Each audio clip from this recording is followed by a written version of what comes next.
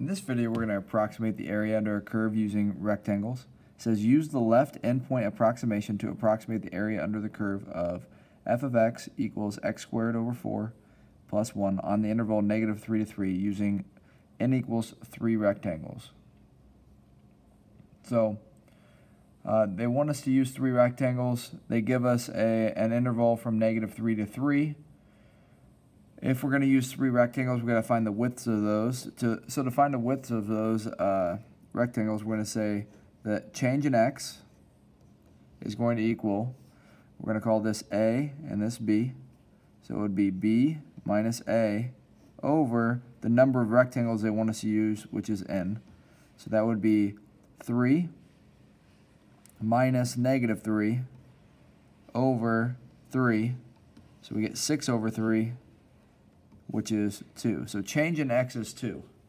Now, we're going to use this whole change in x to set up our left endpoint piece. And the left endpoint piece just means we need to start at -3.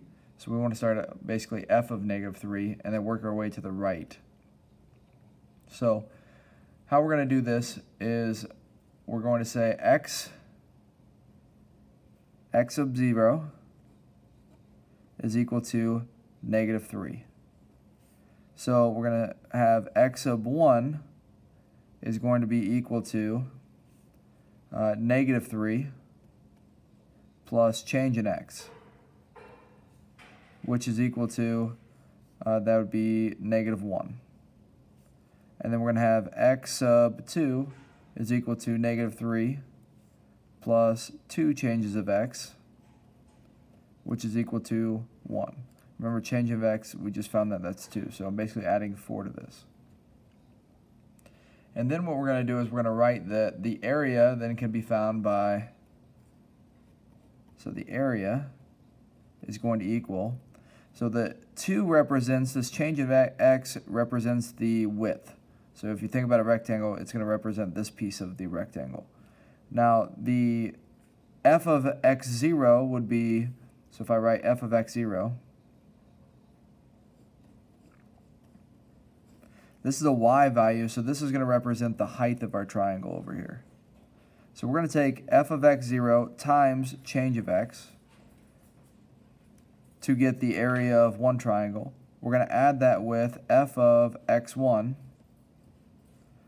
times change of x, and we're going to add that with f of x2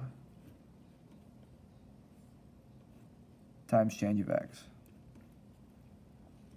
So this means that f of x1 would really be, or f of x0 would be f of -3 times change of x, which is times 2,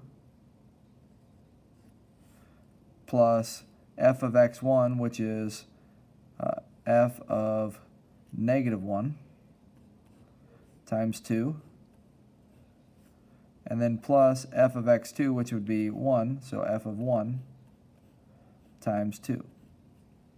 Now we're going to go through and we're going to evaluate these pieces.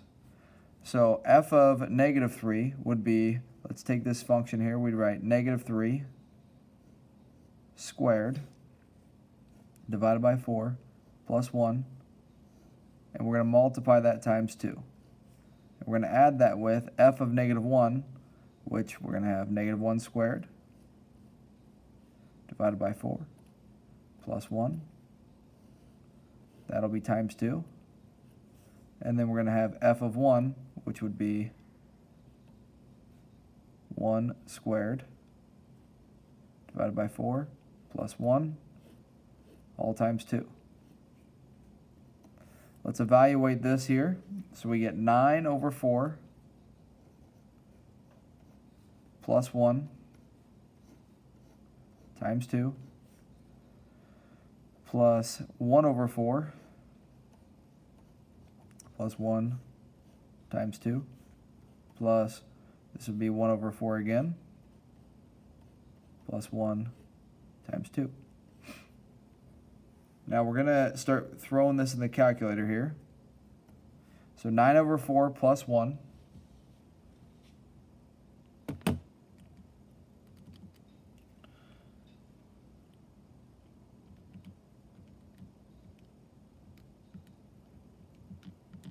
times 2 would be 6.5. So we end up with 6.5 here. And then we're going to have that plus 1/4, so 1.25 times 2. That'd be 2.5. Plus, again, another, this would be the same as this value here, so we get another 2.5. So we're going to take 6.5 plus 2.5 plus 2.5, and we get 11.5.